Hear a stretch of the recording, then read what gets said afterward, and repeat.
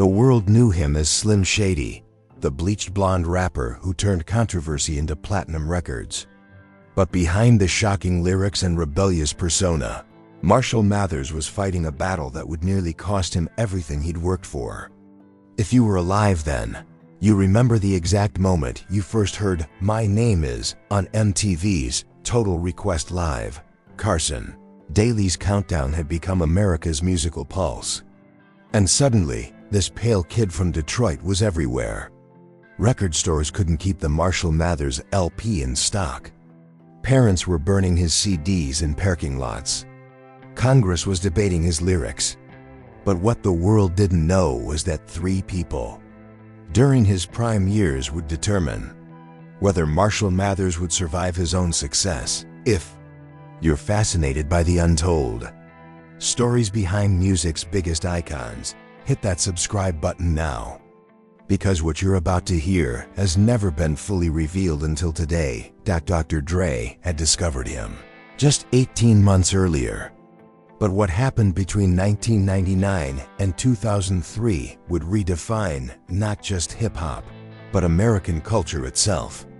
The story begins not with fame, but with a leather notebook Marshall carried everywhere. Worn, water-damaged, held together with duct tape. Inside were lyrics, of course, but also something else. Lists, names, debts he felt he owed. And at the top of every page, written in red ink, was a mysterious date. Nobody knew what it meant. Not even Proof, his best friend since high school. Marshall would snap the notebook shut whenever anyone got too close, sliding it into his back pocket with a paranoia that seemed excessive even for someone newly famous. The Detroit winter of early 1999 was particularly brutal, with temperatures dropping below zero for 17 consecutive days. Ice covered everything: the abandoned factories, the broken streetlights, the dreams of everyone trying to escape. In the aftermath of the SlimShady LP's release, Marshall found himself in a surreal position.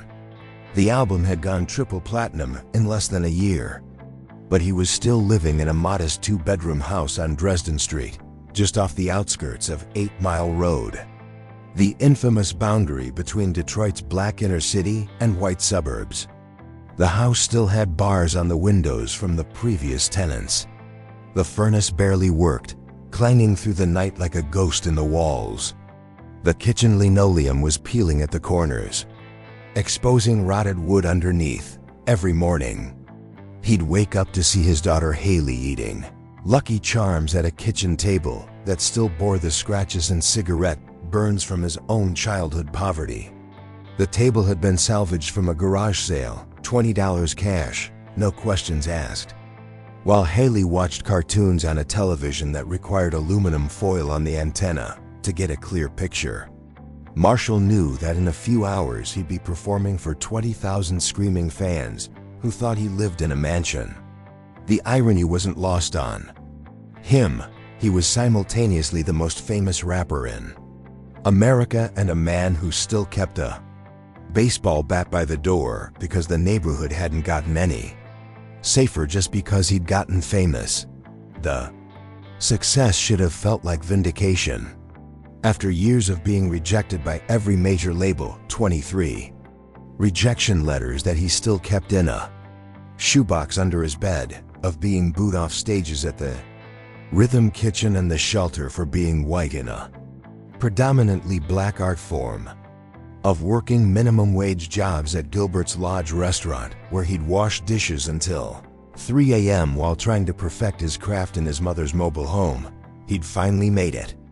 The kid who'd failed 9th grade 3 times, who'd been beaten unconscious by D'Angelo Bailey in the 4th grade bathroom, a beating so severe it caused permanent hearing damage in his left ear, who'd attempted suicide at age 20 after Kim left him the first time by swallowing 16 Tylenol PM and immediately regretting it, was now on the cover of Rolling Stone, The Source, and Vibe simultaneously. But success, he was learning, came with its own particular brand of demons. The money hadn't fixed anything. It had just given him new ways to destroy himself. The fame hadn't healed the wounds. It had just made them public property. Something was building inside him, something dark that even his closest friends couldn't see yet. The leather notebook was filling up with more than lyrics now. There were drawings, violent, disturbing sketches of faces without eyes, bodies without souls. There were numbers, calculations that made no sense to anyone who might glance at them. And always, that date circled in red ink. But what nobody knew was that room 312 would become the most important location in this story. And its significance wouldn't be revealed for 3 more years. The recording sessions for the MarshallMathers LP began in September 1999 at the Mix Room in Burbank, California. The building was a fortress of glass and steel, 15 floors up, where the smog of Los Angeles created a permanent haze that made everything look like it was filmed through a dirty lens. Dr. Dre had booked the studio for 3 months solid. An unprecedented commitment that cost Interscope Records nearly $1 million. The pressure to deliver something extraordinary was suffocating. The studio had a particular smell, expensive leather couches that had absorbed years of marijuana smoke, mixed with the sharp chemical scent of new equipment and the faint aroma of Chinese takeout that someone always seemed to be eating. The control room was kept at exactly 68 degrees, Dre's preferred temperature for optimal creativity.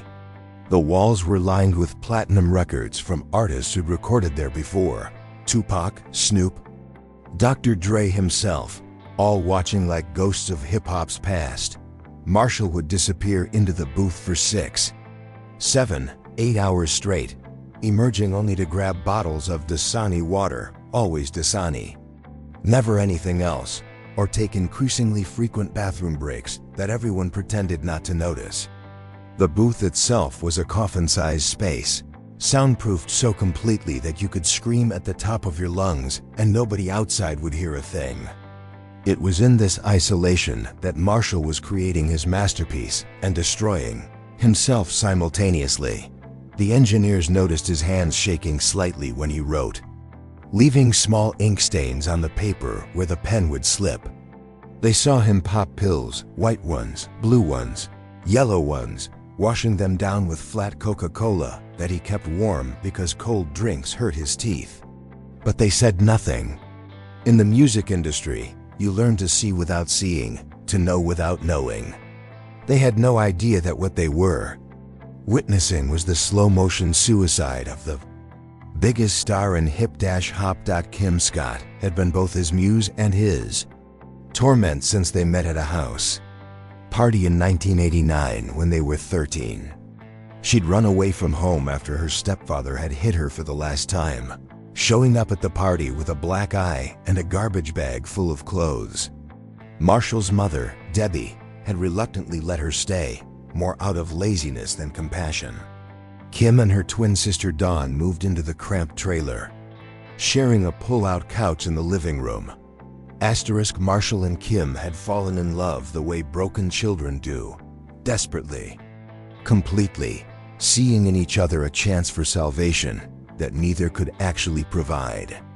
They'd spend nights planning their escape from Detroit, drawing maps of California on napkins from Denny's, calculating how much money they'd need for gas, for food, for a new life.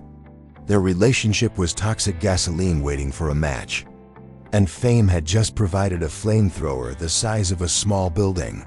On August 14, 1999, at exactly 9:47 p.m., the security logs would later confirm, Kim arrived at the studio unannounced. She was driving the Mercedes that Marshall had bought her, wearing the Versace dress he'd given her for her birthday, but her eyes were red from crying. The security guard, Big Nez, a 300-pound former Detroit cop, tried to stop her, but Marshall heard her voice echoing through the studio intercom. Proof, Deshaun Dupree Hulton, to those who knew him before the fame, tried to intercede. He'd been there through everything, the evictions, the battles at the hip-hop shop, the nights when Marshall had nowhere to sleep except Proof's basement floor. But Marshall waved him off. What Kim told him that night standing in Studio C with its blood-red mood lighting and walls covered in soundproofing that looked like black teeth, would set events in motion that nobody could have predicted. She spoke for exactly 17 minutes. The recording equipment was running, though the tape would later be destroyed on Marshall's orders. But 3 people heard every word: Marshall, Proof, and an intern named Marcus who was hiding behind the mixing board, too terrified to reveal himself. The exact words she spoke would remain a secret for years, but their effect was immediate and devastating. Paul Rosenberg, Marshall's manager since the beginning, noticed changes. He'd known Marshall since the days of selling tapes out of car trunks at Hip Hop Shop on West 7 Mile. But now Marshall was different, distant, paranoid, constantly checking that leather notebook. During the recording of Stan, written in one take after 48 hours without sleep, Paul saw Marshall write something in the notebook and circle it 3 times. When Paul asked what it was, Marshall just said it was a reminder. Nothing more. The first person who would determine Marshall's fate had already made their move. The second was about to enter the picture, May 23, 2000. The MarshallMathers LP dropped like a cultural atom bomb. It sold 1.76 million copies in its first week, shattering every record. Tower Records on Sunset Boulevard had lines stretching 3 blocks. Parents groups were calling for boycotts. Bill O'Reilly devoted entire segments to the corruption of American youth. But while the world celebrated or condemned, Marshall was fighting a private war. The pills had started innocently, a prescription for a back injury. But by May 2000, he was taking them not for pain but for survival. The pressure was crushing him from all sides. September 7, 2000, Radio City Music Hall, the MTV Video Music Awards. The red carpet was a fever dream of flashbulbs and screaming. Marshall arrived in a vintage 1974 Cadillac, accompanied by 200 lookalikes he'd hired from a casting call in Times Square. They'd been rehearsing for 3 days in a warehouse in Queens, learning to walk like him, to sneer like him, to embody SlimShady down to the way he held his middle finger up. All bleached blonde with peroxide that made their scalps burn. All wearing identical white Hanes t-shirts and Levi's 501 jeans. All lip-syncing to his lyrics as they walked the red carpet in perfect formation. The performance of the real SlimShady was electric, chaotic, revolutionary. The stage had been transformed into a psychiatric ward, complete with padded walls and nurses in latex. The 200 lookalikes joined him on stage, creating a sea of blonde that made it impossible to tell which one was real, a visual metaphor that cut deeper than anyone realized. Marshall himself could no longer distinguish between his personas, but backstage, in a narrow hallway that smelled of hairspray and sweat, something happened that only 3 people witnessed. Christina Aguilera, wearing a Roberto Cavalli dress that cost more than most people's cars, made a comment about Kim. She said she'd heard things, intimate things from Kim herself about Marshall's inadequacies. The words hung in the air like poison gas. Marshall's response was so intense, so visceral, that her bodyguard, a former Navy SEAL named Trevor, had to physically restrain him. But it wasn't anger they saw in his eyes. It was something else, fear. The fear of someone losing control of their own narrative.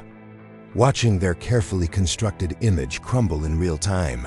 The anger management tour that followed was 3 months of controlled chaos across 47 cities. Every night, 20,000 people screaming along to lyrics about murder, suicide, and matricide. The production was massive.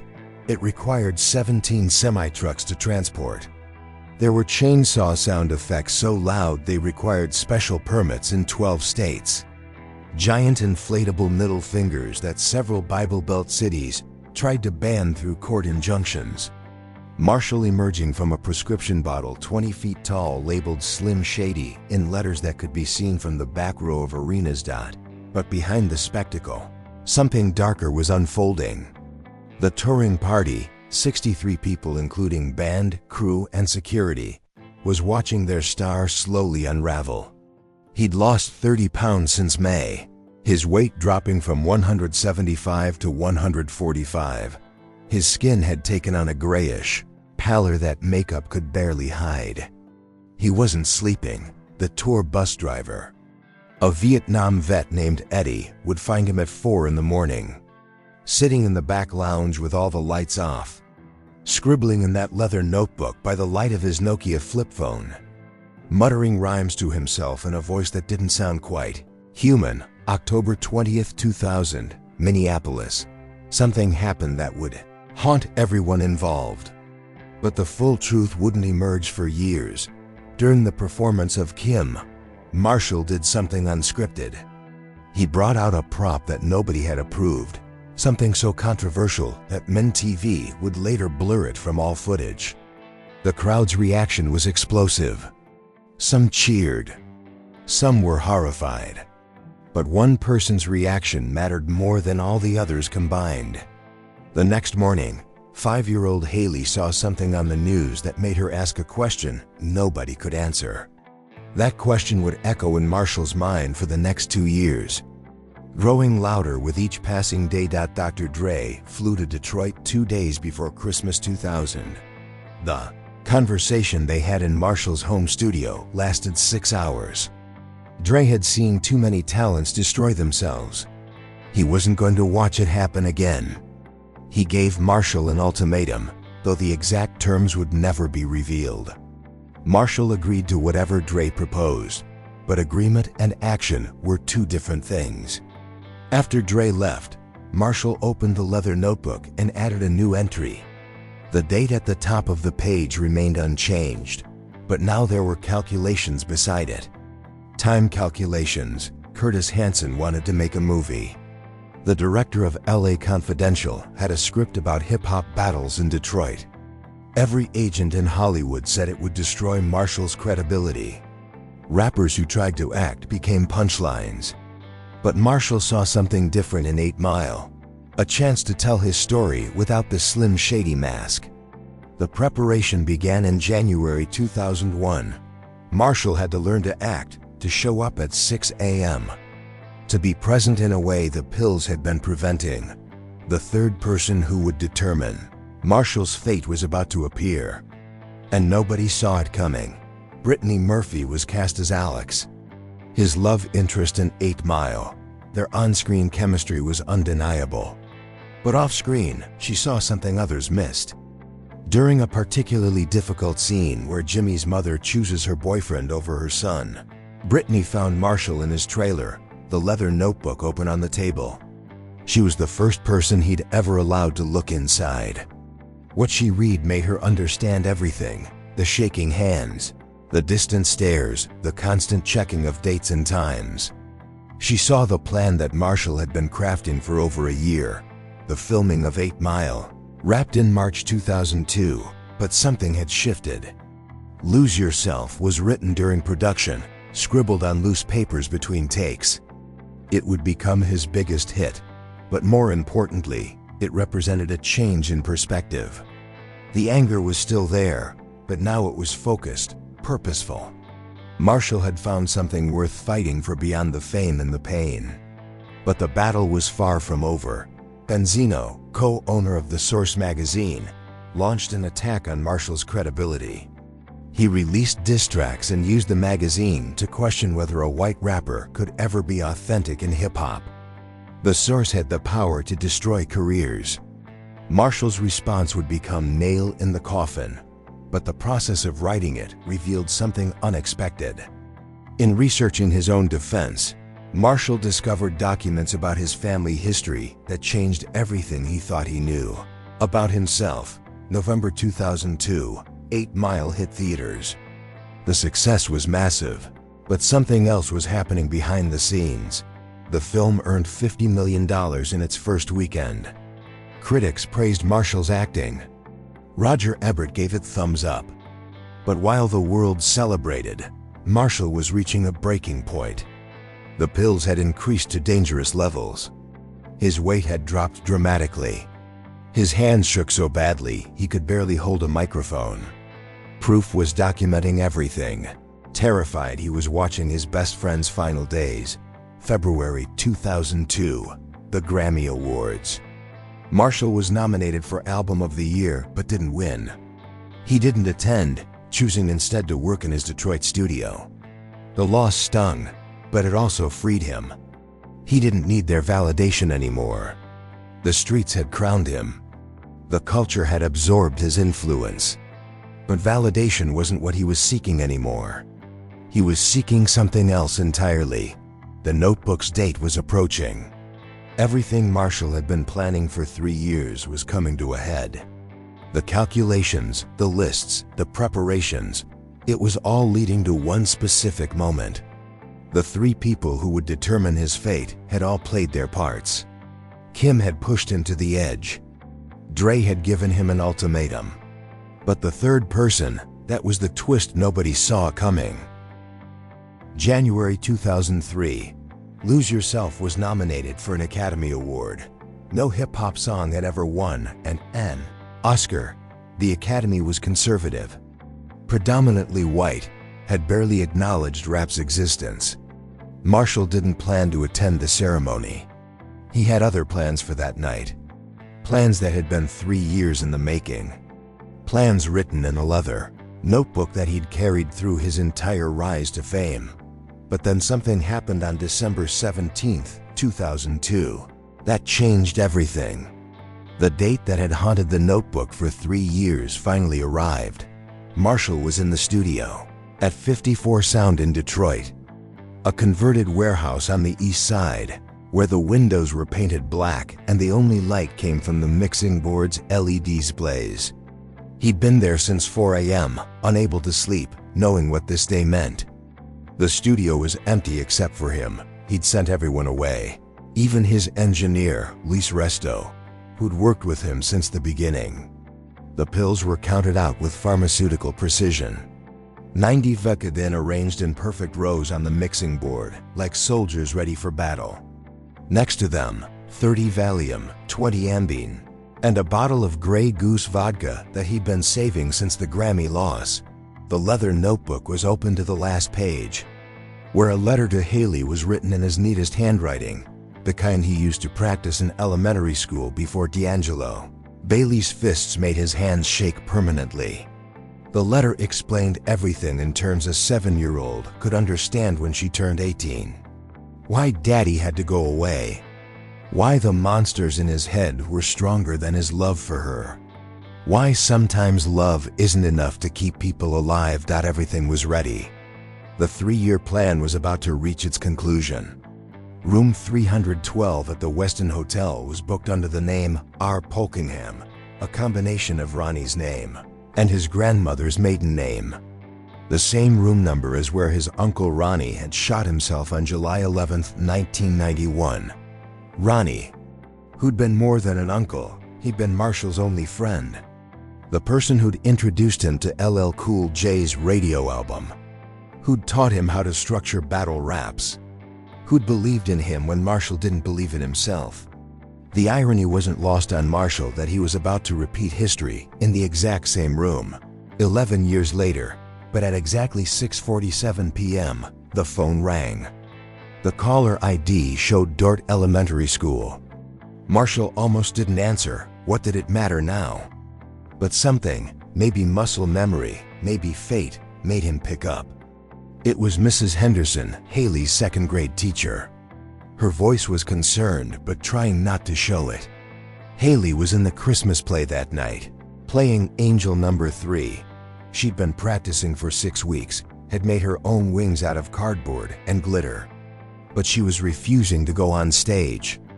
She was in the bathroom, crying, saying her daddy had promised to come, but she knew he'd forgotten because he always forgot now.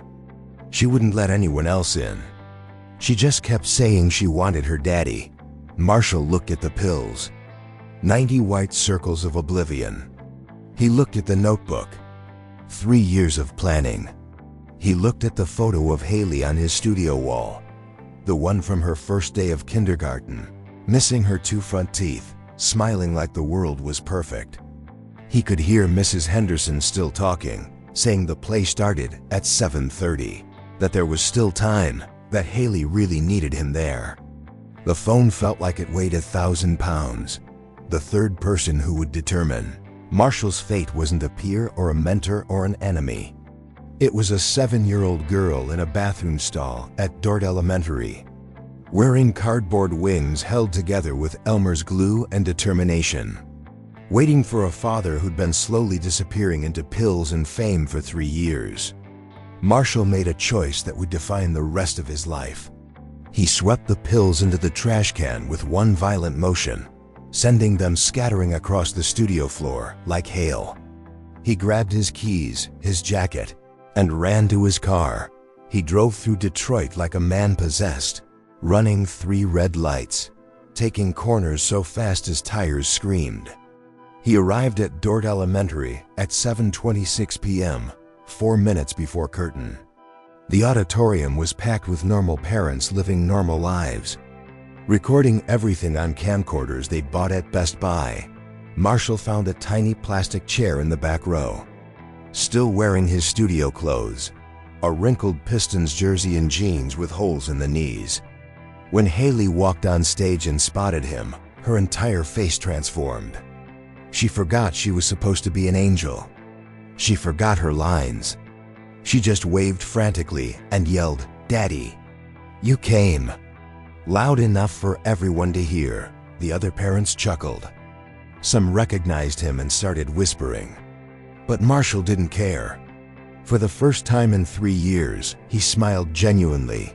Not SlimShady's sneer, not Eminem's smirk, but MarshallMathers' actual smile. Watching his daughter stumble through her 3 lines, step on another angel's robe, and accidentally knock over the cardboard manger, he realized something profound. This was what mattered. Not the fame, not the Grammys, not the platinum records. This moment. This terrible, beautiful, perfect moment of his daughter needing him and him being there. The truth about December 17th, 2002, wouldn't be fully revealed until years later, when the leather notebook was discovered in a Detroit storage unit. Inside, investigators found 3 years of meticulous planning, not for an album or a movie or a career move, but for a carefully orchestrated exit from life, timed to maximize Haley's financial security while minimizing her trauma. December 17th was the date Marshall had calculated she'd be old enough to understand, but young enough to recover. The 3 people who determined his fate weren't random, they were tests. If Kim showed she still loved him, he'd stay. She didn't. If Dre could fix him, he'd stay. He couldn't. But Haley, she was the wild card he hadn't calculated. Her need for him, not as Eminem or SlimShady, but as daddy, was what broke through the pharmaceutical fog after the play. Marshall went to the studio where proof was waiting. He told him everything. The pills, the plan, the 3-year countdown. Proof didn't say anything at first. Then he pulled out his phone and played a recording, Marshall's voice from earlier that day, talking to Haley, promising to be there. It was the same promise Marshall's father had broken. The same promise Ronnie couldn't keep. But Marshall had kept it, barely, by choosing his daughter over his darkness. The next morning, December 18th, 2002, Marshall woke up alive against his own plan. The pills were gone, but the addiction remained. It would take years more to get clean. But the decision was made. He would fight. He would survive. Not for fame or success or vindication, but for a little girl who needed her father more than the world needed another tragic genius. The leather notebook still exists, locked in a safe. A reminder that sometimes the greatest achievement isn't what you accomplish, but what you choose not to do. March 23, 2003, the Academy Awards. When Barbra Streisand announced "Lose Yourself" as Best Original Song winner, Marshall wasn't there. He was home with Haley, watching cartoons, being present in a way he'd almost lost forever. The first rapper to win an Oscar didn't care about the gold statue. He cared about the second chance he'd almost thrown away. The untold truth of Eminem's prime years wasn't about the music or the fame or the controversy. It was about a man who planned his own disappearance for 3 years, only to be saved by a 7-year-old angel who reminded him that MarshallMathers mattered more than SlimShady ever could. The story ends not with triumph, but with survival. The white boy from Detroit who conquered hip-hop had everything and nothing simultaneously. But on December 17, 2002, in an elementary school auditorium, watching his daughter forget her lines and smile anyway, MarshallMathers won the only battle that truly mattered. The battle to stay alive. The battle to be a father. The battle to choose love over darkness, even when the darkness felt like the only option left.